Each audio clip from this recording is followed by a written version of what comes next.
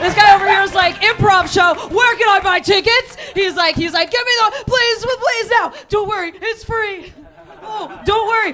I performed for 2 people last week. Don't worry. One of them was engaged to me. Hello. Whenever I invite people to shows, I'm like, all right, so I'm doing a one-woman show. It tells the history of today, and it's all improvised, and you tell me the script. Why is no one here? Yeah, my name's Molly McLean. Yep, kind of crazy. My name has 2 drugs in it, Molly and Lean. I know what you were thinking. Wait, did someone come up with that at a rave? No. I'm actually named in honor of my grandmother. It's a family name. Her name was Ketamine. So,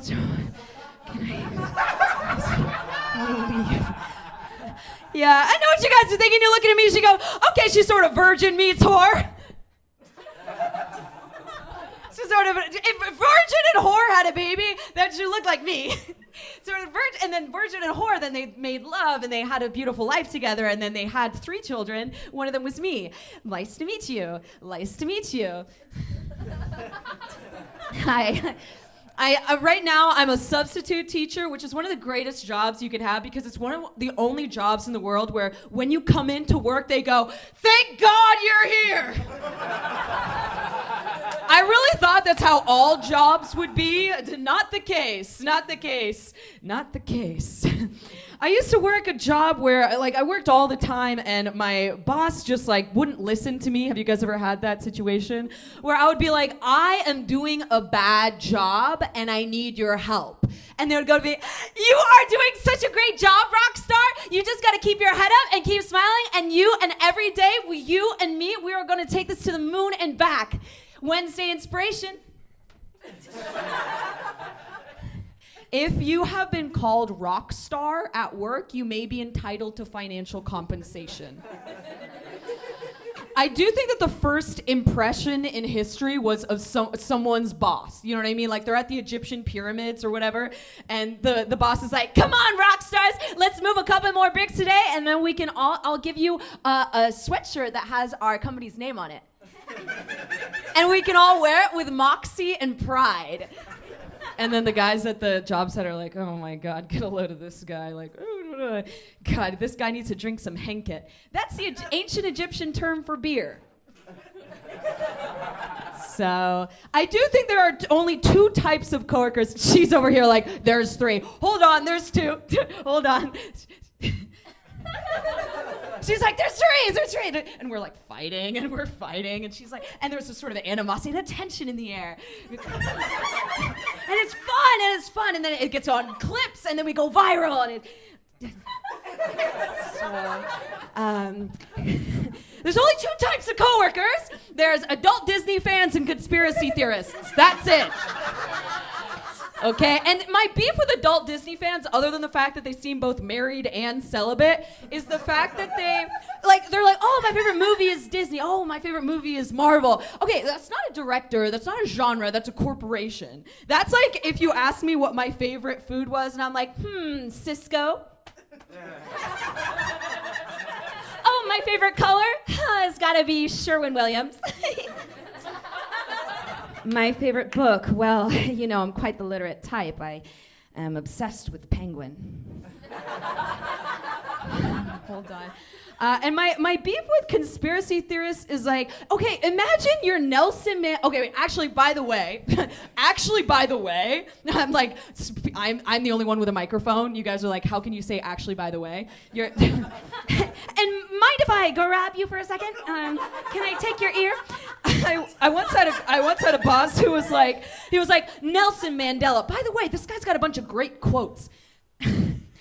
Only a boss would see Nelson Mandela and go, this guy, the great thing about Nelson Mandela are his quotes. Nelson Mandela, he's known as an activist, freedom fighter, and quote giver. I do think it's crazy. Imagine you're Nelson Mandela and you come back to life and you guys know about the Mandela effect? Okay. No one claps. That's okay. That's fine.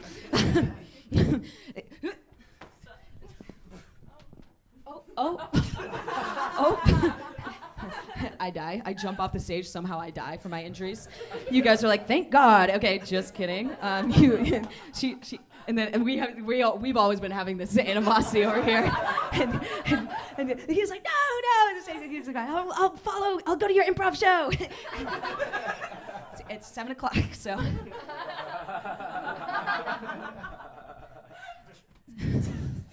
Imagine you're Nelson Mandela, right? You come back to life. All of you guys are like, where? Am I in a coffin? No, you're alive again.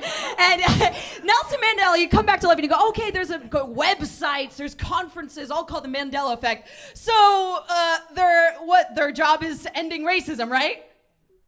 The Mandela effect, these people are ending racism, right? Please tell me that these people are ending racism and not coming up with a bunch of ideas about how their head doesn't work no more and their dick doesn't work no more too.